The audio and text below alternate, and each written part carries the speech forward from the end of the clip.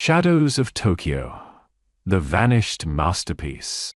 Nancy Carter, a private detective known for her sharp mind and unyielding tenacity, sat in her dimly lit office in downtown Tokyo. Rain drummed against the window, casting ripples of light across her cluttered desk. The room smelled of stale coffee and faint cigarette smoke, remnants of her long nights chasing leads in a city that never seemed to sleep. She was about to call it a night when the phone rang, a piercing sound that cut through the monotony of the rain. Nancy picked up, her voice steady but tinged with curiosity. "Nancy Carter," she said. "Miss Carter," came a low, trembling voice. "My name is Hiroshi Tanaka. I need your help. My brother, Kenji, a renowned painter, has disappeared without a trace." Nancy leaned back in her chair, her interest piqued.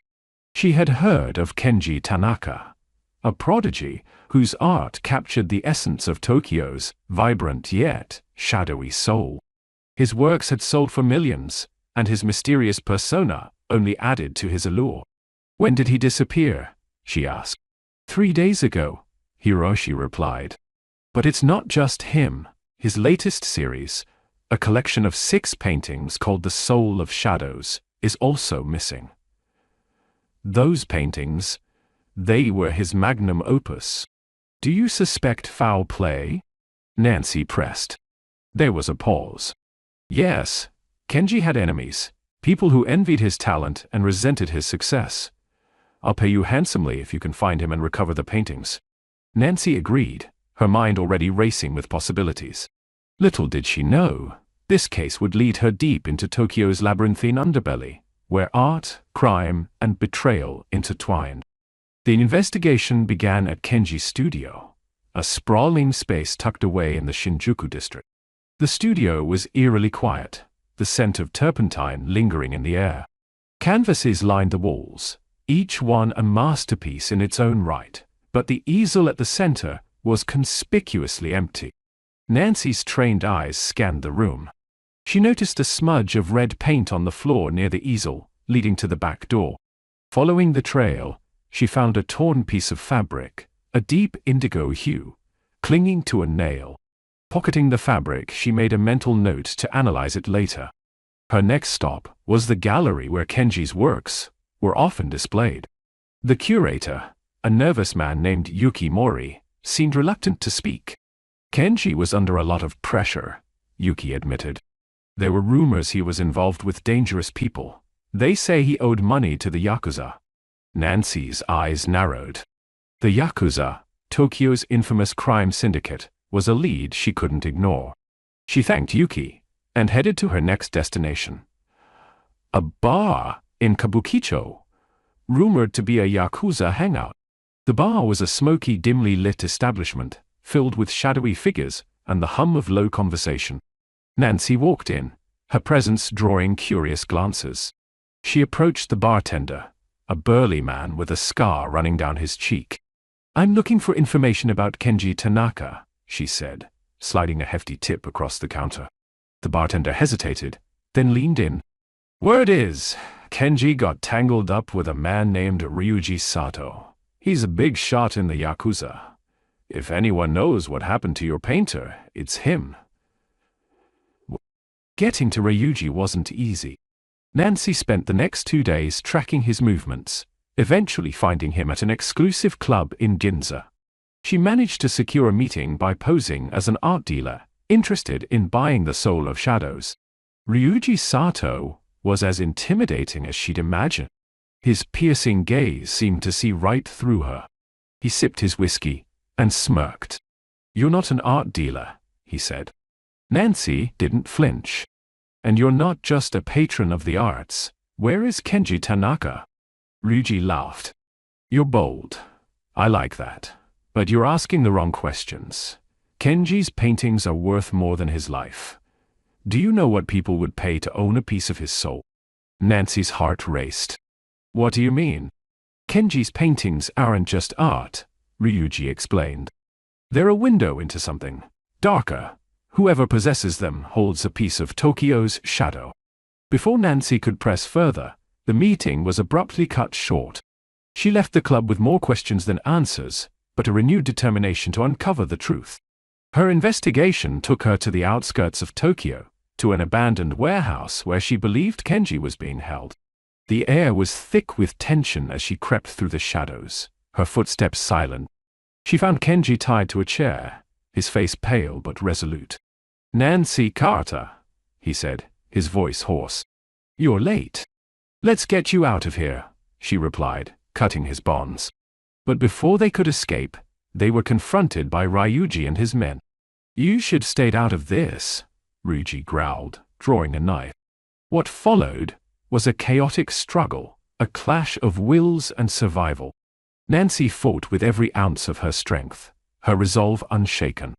In the end, she and Kenji emerged victorious, but not without scars, physical and emotional. Back in her office, Nancy examined the Soul of Shadows, now safely recovered. The paintings were hauntingly beautiful, each one a reflection of Tokyo's hidden depths. She couldn't help but wonder if Ryuji had been right about their power. Kenji, now a free man, vowed to use his art to shed light on the darkness rather than succumb to it. As for Nancy, she knew this case would stay with her forever, a reminder of the fine line between light and shadow in the heart of Tokyo. The rain continued to fall as Nancy poured herself a drink, her thoughts lingering on the mysteries yet to be uncovered. In a city like Tokyo, the shadows were never far behind.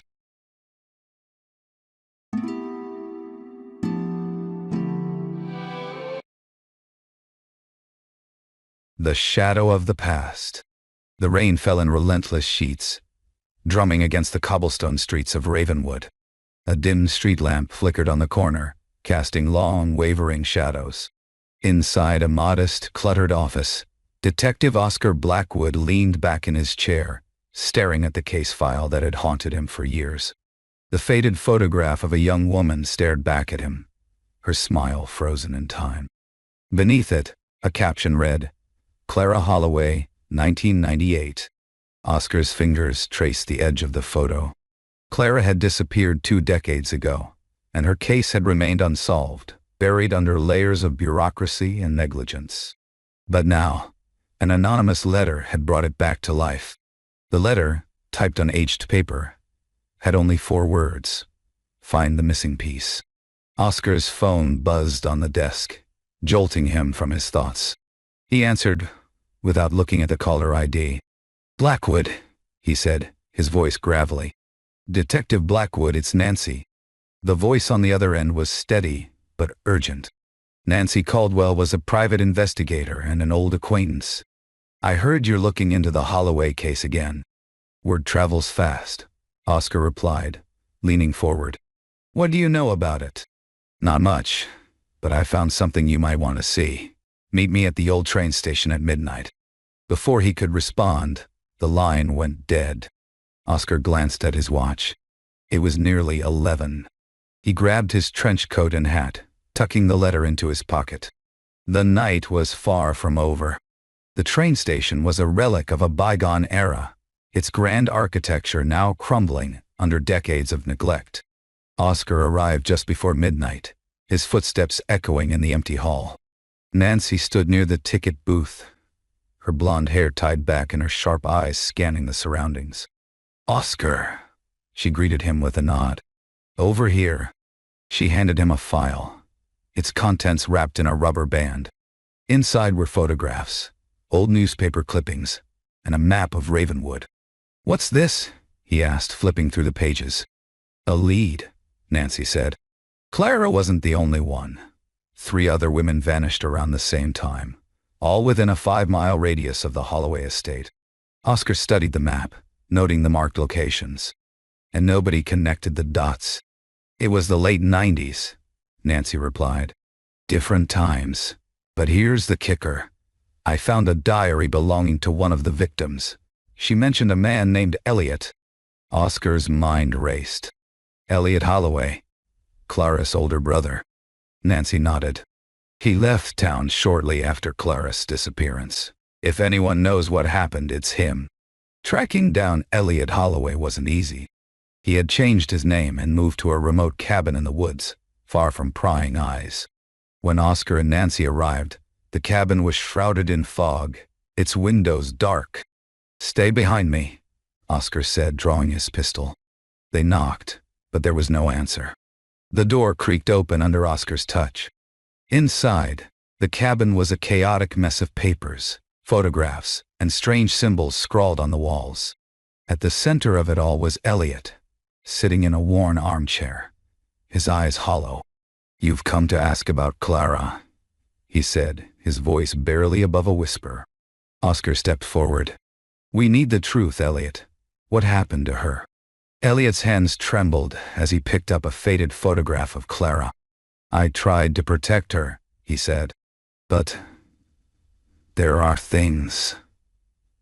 Things you can't fight." "What things?" Nancy pressed. Elliot's gaze darted to the symbols on the walls. "The shadow. It comes for those who dig too deep. It took Clara. It took them all." Nancy exchanged a glance with Oscar. The symbols looked like a mix of ancient runes and gibberish, but there was a disturbing pattern to them. "What does the shadow want?" Oscar asked. Elliot's voice cracked. "To bury the truth. Leave it alone, detective, or it will come for you too." Despite Elliot's warning, Oscar and Nancy continued their investigation. The symbols led them to an abandoned church on the outskirts of Ravenwood. Inside, they found a hidden passageway leading to a network of tunnels. "This must be where the shadow operates," Nancy said, her flashlight cutting through the darkness.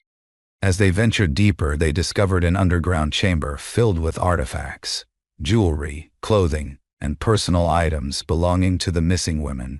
At the center of the chamber was a stone altar, its surface stained with dried blood.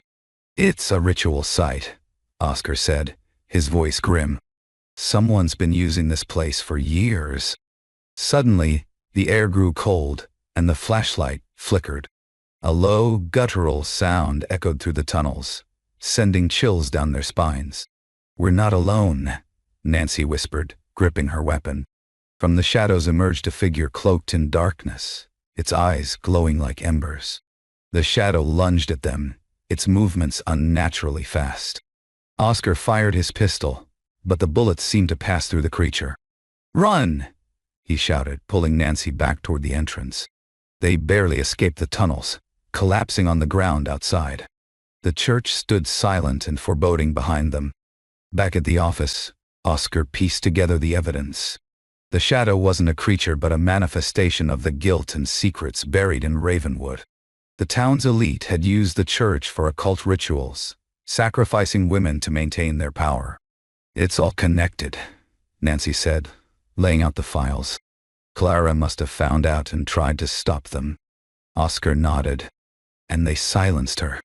The revelation was bittersweet. They had uncovered the truth, but it came at a cost. The shadow would always linger, a reminder of the darkness that people were capable of. As Oscar stared at Clara's photograph one last time, he vowed to ensure her story would never be forgotten.